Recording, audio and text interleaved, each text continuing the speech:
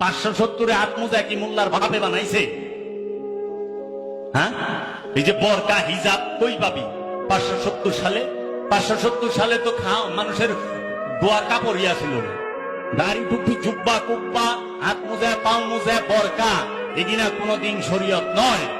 কারো বাপের বেটার ক্ষমতা নাই শরীয়ত প্রমাণ করা, কারণ হাত মোজার জন্মই হয় নাই মহানবী যখন আরবের বুকে আবির্ভাব করছে।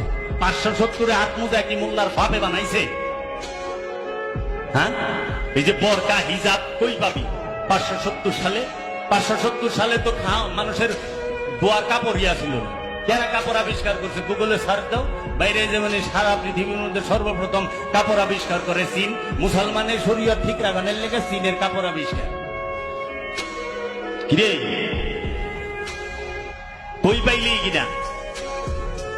পোশাক হচ্ছে লেবাস, পোশাককে আরবিতে বলা হয় লেবাস, শরীয়ত নয়। শরীয়ত কি জানো? শরীয়ত হচ্ছে রসুলের ইত্তেবা করা। শরীয়ত কি জানো? শরীয়ত হচ্ছে রসুলের কণ্ঠের উপরে উচ্চ স্বরে কথা না বলা।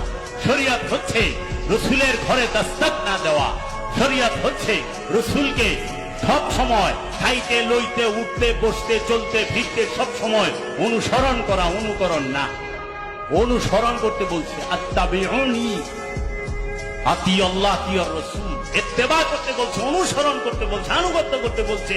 আপনারা অনুসরণ আনুগত্য ছাইরা দিয়া অনুকরণ লাগায় দিচ্ছেন।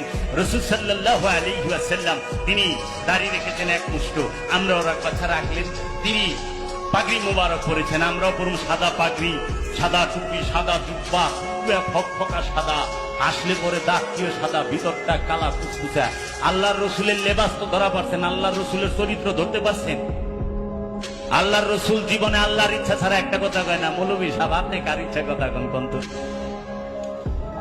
আল্লাহ গ্যারান্টি দিছে, ওমা ইয়ানতিকু আনিল হাওয়া, আমার রাহমাতাল লিল আলামিন জীবনে নিজের ইচ্ছায় একটা কথা বলে নাই, বলে নাই।